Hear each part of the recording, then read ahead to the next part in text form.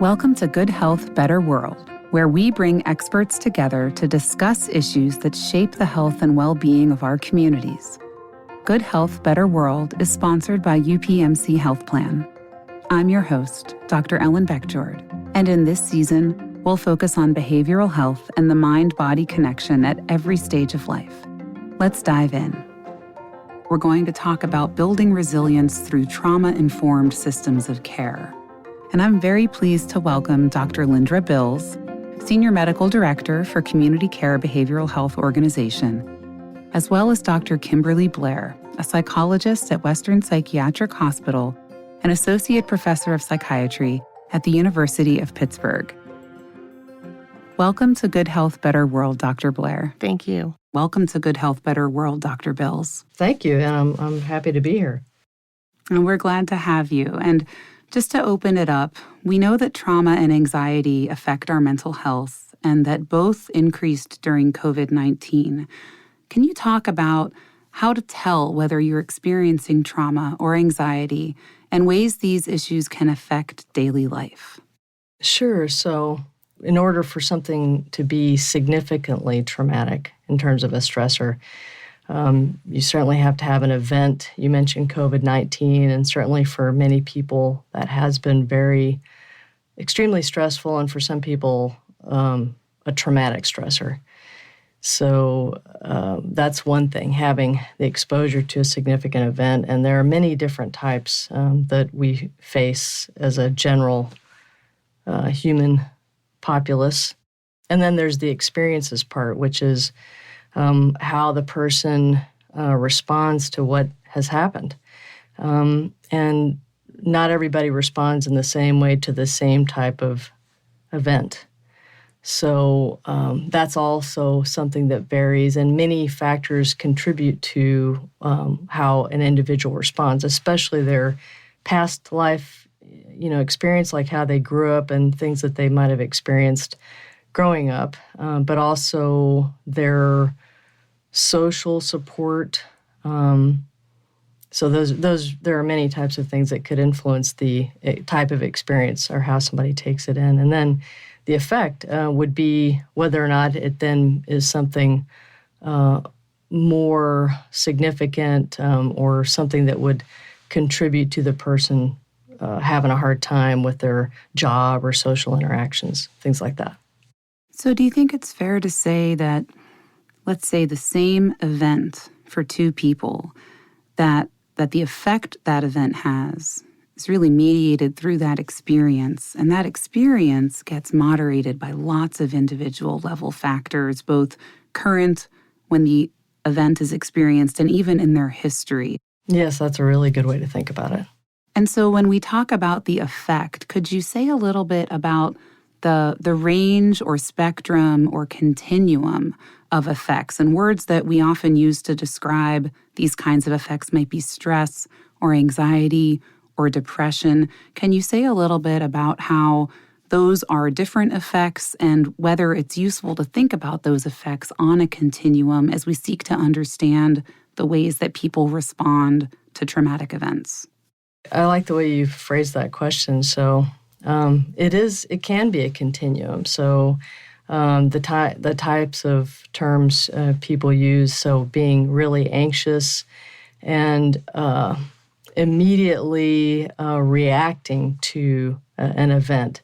So being anxious, worried, feeling your heart race. There's a lot of physical reactions to severe stressors that people have very commonly. Heart racing is one thing, could be sweating. You could feel very tense.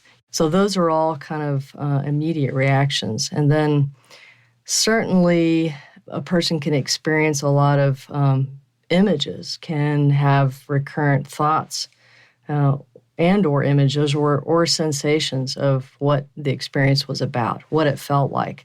And those things can pop up very unexpectedly.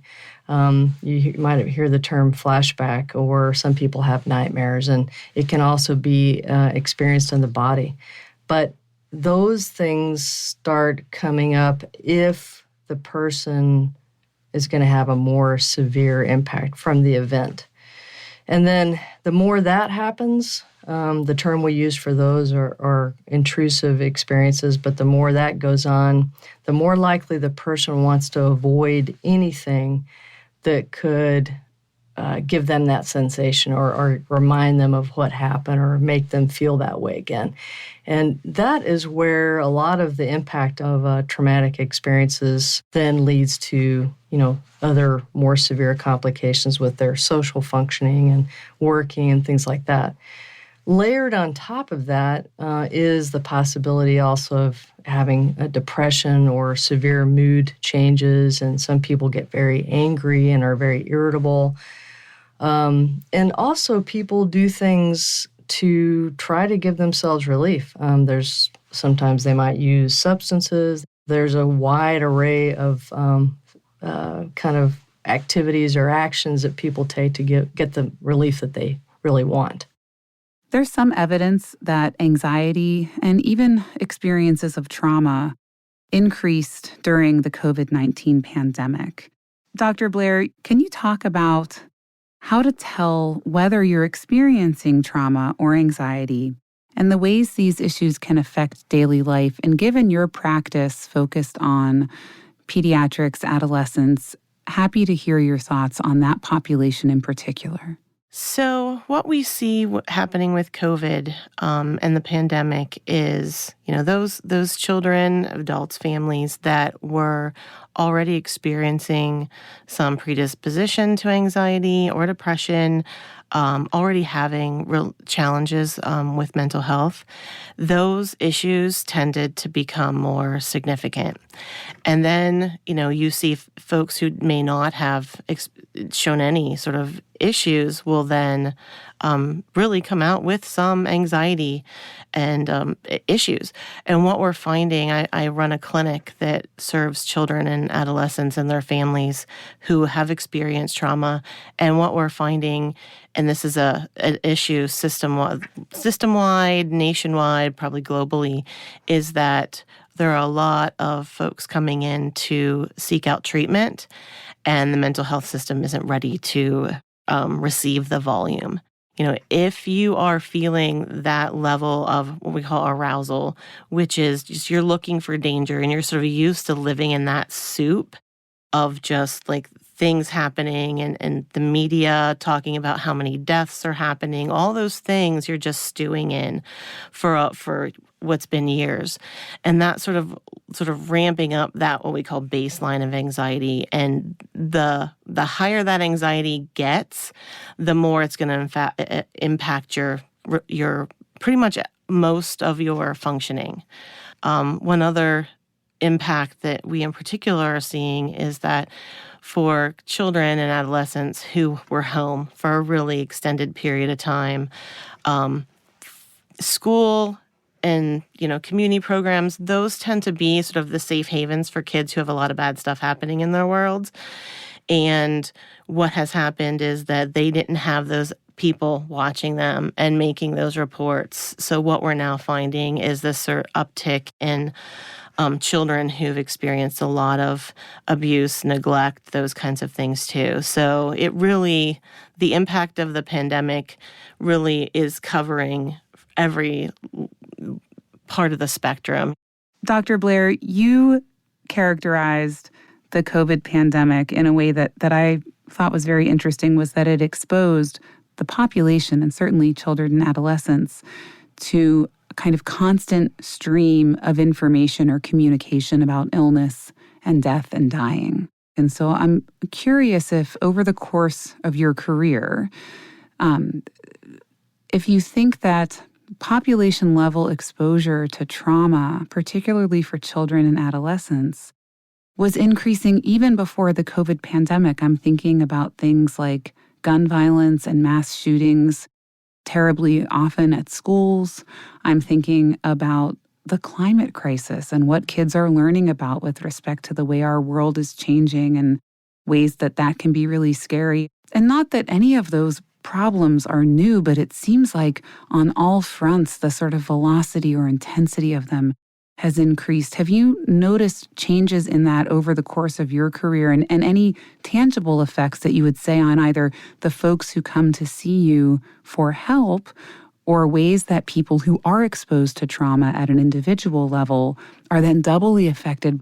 So there's a huge continuum, right? So we will see kids who, have had all the breaks and really have been isolated to a certain degree by just the advantages that they inherently have, who, they may not get exposed to community violence, but certainly school violence, that has certainly been something that we've watched and paid attention to before this happened. And if I were to pick out sort of a common theme looking across all of those children and all of those families, and this is just my experience as a clinician, I think that one of those things that is those feelings that kids and families may have is sort of that lack of control. So, you have this pandemic or you have school violence or, on kids who just sort of exposed to it in the media to kids who've experienced it firsthand. And the common theme there being control is, if we're going to, we want to try and empower kids to feel like they have some sort of control. So if you are able to provide specific ways to them that they can then take some sort of piece of control of their world, that will sometimes help sort of reduce some of those feelings of anxiety. And safety is one of those things that is sort of the first thing on the list when you're seeing a kid in treatment, to work on their feeling of their sense of safety and their feeling of control and how they can help make themselves safe. So I think we can apply that to really all of those systemic stressors. And I think it's going to be different for different kids and what makes them feel better.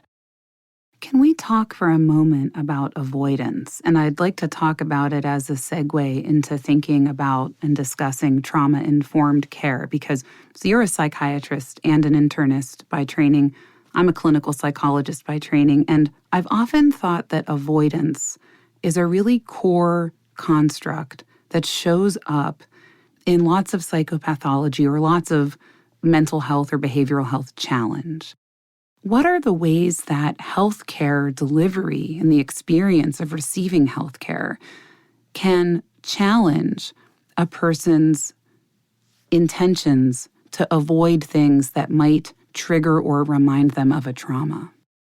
Well, it's a really good thing you're kind of honing in on avoidance, because I would agree. I think that's one of the most significant challenges for the helpers, the clinicians, or, in the healthcare area. If you are trying to provide some assistance to somebody who's had the impact of a significant traumatic stress. So their skill set in avoiding or being tuned in to any kind of environmental cue or reaction from somebody that might touch on that, for them, what was a horrible experience is so important.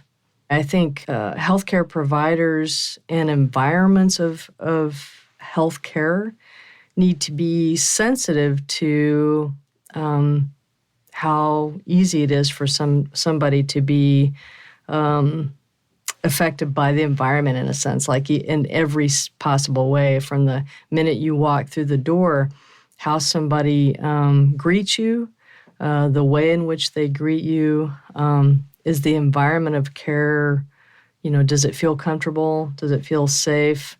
Those are a lot of things that healthcare settings can address and make better.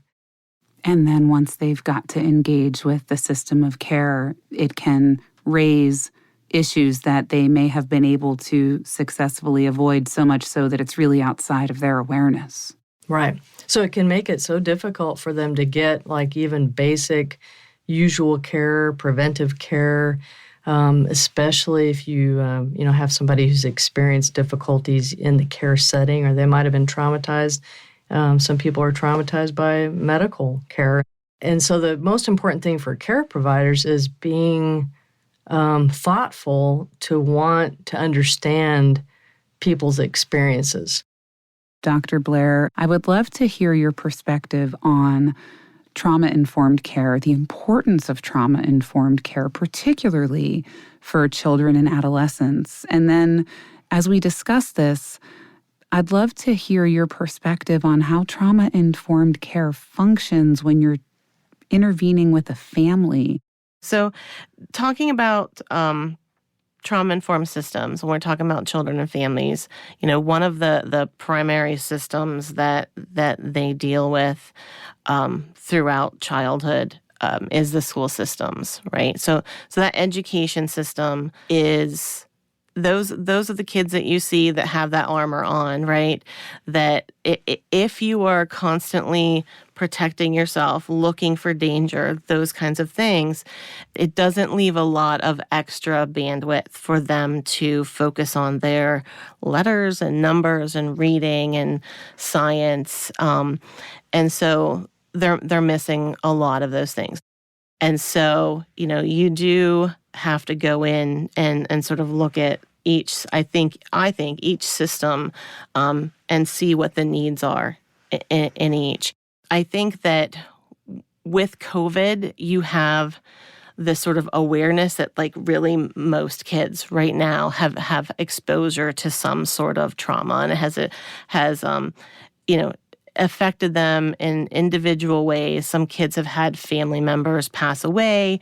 And some kids, it's like I said earlier, it's just a matter of, that constant exposure to death and sickness, and that sort of staying with them. And I think a lot of those issues for kids we're going to see short term, but also, what we're going to see long term for some of these is I think it's, even with a pandemic to stop tomorrow, and if we were able to eradicate that illness and no one got sick anymore, we still have all of this time with all of this exposure to this stuff that's really gonna stick with us.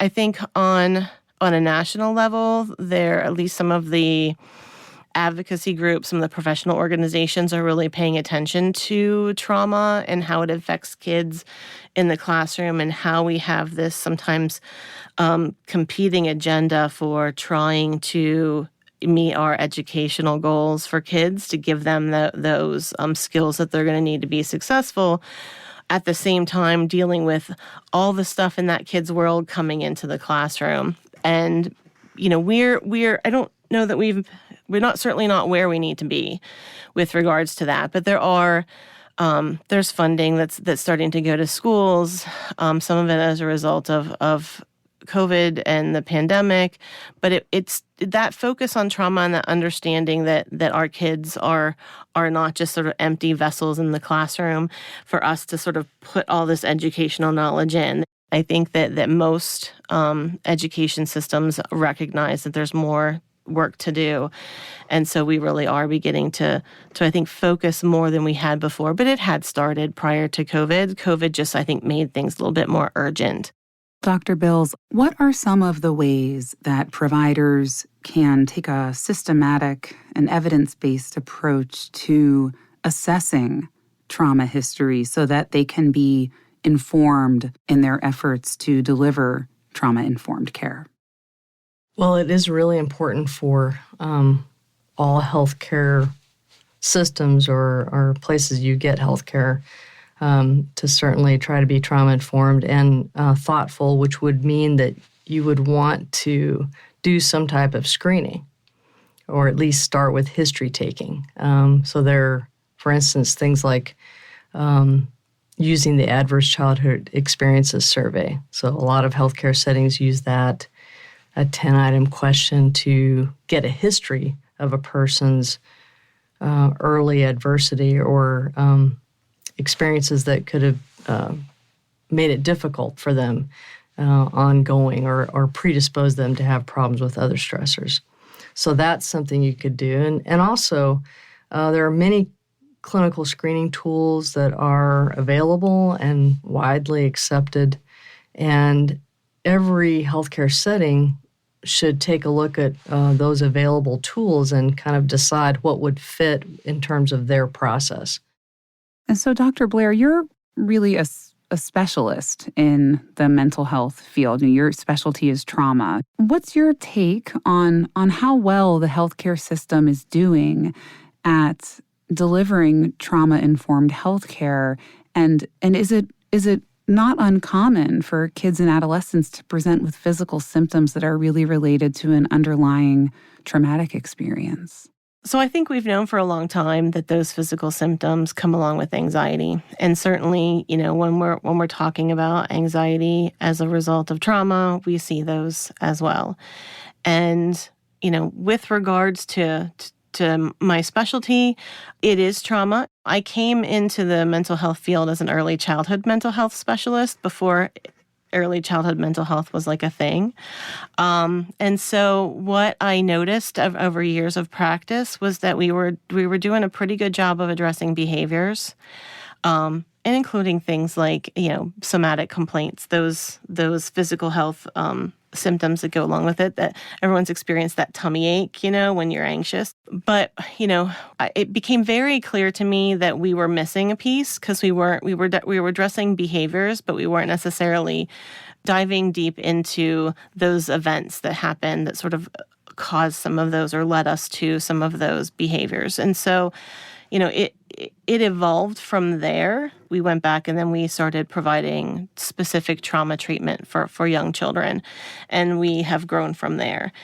And I think that that's relevant in that when you're looking at the mental health system and the physical health system, not all needs are the same. And so one of the things that we recognize is that our specialty, quote unquote, really is for kids who've had many complicated sort of life-altering stressors and maybe over a long period of time. We call that complex trauma. But at this point, systemically, you have kids who experience different levels of trauma in every context, in every level of care for mental health, and in integrated care, in physical, pediatrics practices do their screenings for anxiety and depression and those kinds of things. And you're seeing it everywhere. So one of the things that we've attempted to do is get information out to all of those different systems. What we're trying to do is getting that information out there from a very basic level that's applicable to everyone, but then going back and talking to the integrated care clinics about what they're seeing and helping them to sort of craft some processes and procedures if they need additional to be able to deal with the kids that they're coming into their doors every day. And it's not a one-size-fits-all type of setting. Dr. Bills, it seems like there are ways that trauma-informed care can help to reduce barriers to receipt of good health care among people who have a trauma history, because trauma-informed care will be sensitive to and accommodating of their needs. Is it also true that trauma-informed care has value because recovery from trauma has any number of physical and mental health benefits in its own right? It's definitely worth noting, but certainly ongoing stress and chronic traumatic stress can lead to a number of health problems and challenges that can really be difficult for folks. So it is true that building resilience, which is possible. Some people are naturally more resilient or they have those skills, but you can always learn skills to become more resilient. And that's important for people to know, because sort of building up your muscle to handle the impact of stressors. Resilience building is important. I'm glad that you mentioned that a history of one or more traumatic experiences is not determinant of some future state, that treatment is available, recovery is possible, resilience is achievable for lots of people. Would you also comment on what might even lie beyond that with respect to post-traumatic growth, and what some of the circumstances are under which people can not only recover from trauma, but can use that experience as a way to achieve personal growth and really thrive in ways that are facilitated by their recovery from the traumatic event. So I'm going to go back a little bit to what I was mentioning earlier related to like a trauma-informed approach. So I mentioned safety and emotion management. I think about post-traumatic growth as a transformative phase, basically. When people are able, they're interested, they are ready to take a look at those specific traumatic events, or, any, whether it's one or more than one, using evidence-based practices, which you mentioned. Going through that process is the kind of helps develop their ability to transform those experiences and really learn from those experiences. And that's, to me, what the post-traumatic growth is all about. I've certainly treated a number of people, and I would say it doesn't ever totally go away, but the ability for a person to not have to have their every moment of every day driven by what happened to them is they're able to move past that. And that's a big deal. Do you think that we talk enough about resilience and hope and recovery in our bigger conversation about trauma? Well, the simple answer I have is no. I think we could do a lot better to talk about that. It's not to diminish the impact of really very horrible experiences for some people, and certainly the ongoing, very significant stressors in our world. But I do think, as a health provider, it's my job to instill hope. It's my job to provide options and to brainstorm with somebody to help them find healing. And I do think that there are so many different ways that somebody can do that. Dr. Blair, what does recovery from trauma look like in children and adolescents? One of the themes that seems to be emerging in the conversations that we're having this season on Good Health, Better World about behavioral health is that people recover from behavioral health and mental health challenges. Given your role as a direct care provider, what does recovery look like in children and adolescents who've experienced trauma? I think that, your ultimate goal is for children to be able to function in their world in a pro-social and for them to be happy. And it sounds very simplistic, but I have so many parents come in and tell me, I just want to have a happy, healthy kid.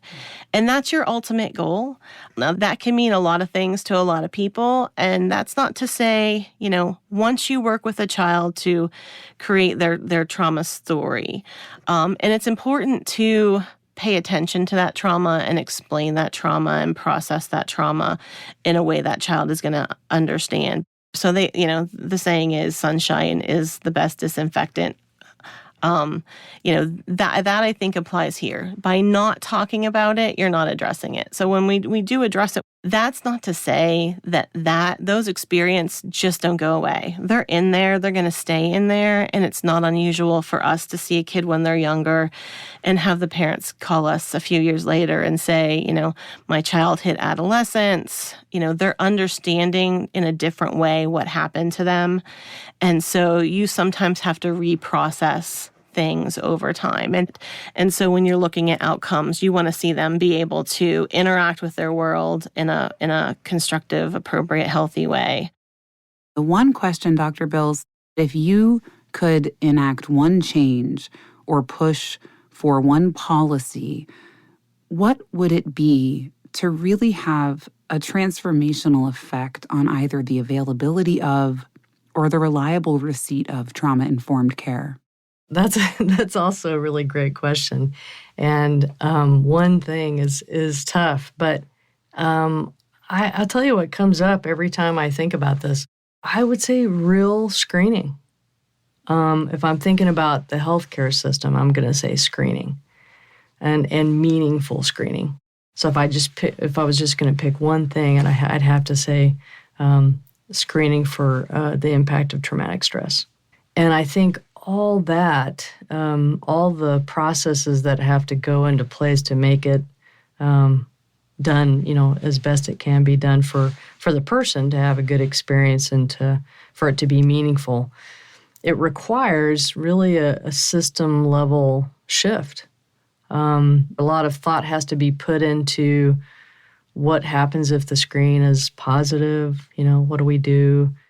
Dr. Blair, I am wondering if, as you survey the landscape and think about things that you may feel hopeful or excited about in the field of trauma-informed care, pediatric and adolescent mental health, where are the most important leverage points? Is there a place or an intervention or a policy or a part of the system where you think if we really doubled down here, there would be pretty transformational returns? So it's actually something I've thought about quite a bit. And I feel I have to mention that, I feel very fortunate to work for UPMC and Western Psych. And I found that, outside of the box thinking is really important. And quite honestly, over my 17 years there, I've felt that ability to sort of try different approaches and different ways to deliver care to children and families. I think that we've got a lot of good folks out there doing some really good care. I think they could always use more training and support. One of those things that sort of drove me early on was not wanting the clinicians who worked for me or with me to feel like they didn't know what to do. So, seeking out additional supports like joining the National Child Traumatic Stress Network was a way to get them that additional training in those interventions that are effective. So, that's one thing. But going back to the coming from the academic, we just don't have enough people. Like, I really wish that, we would look at the mental health shortage in a similar way to we looked at teacher shortages in the past and really invest a lot of support and large-scale funding to help encourage students, undergrads to go on to get those degrees. And I think if I could have my wish list and what I would really like to see, I would like to see a big investment in higher education and training, and the encouragement of undergraduates and those who just starting their undergraduate careers to consider mental health professions. That's a great idea and such an important leverage point within the broader system. Dr. Blair, I want to thank you so much for spending time with us on Good Health, Better World. It was wonderful to hear your perspective, particularly as it relates to children and adolescents in the context of trauma-informed care. Thank you for having me. Dr. Bills, I want to thank you so much for joining us. You're welcome, and I've enjoyed it. Thank you for joining us for this episode of Good Health, Better World, presented by UPMC Health Plan. Be sure to check the episode show notes for information and resources related to behavioral health. We hope you tune in next time for more support and insight.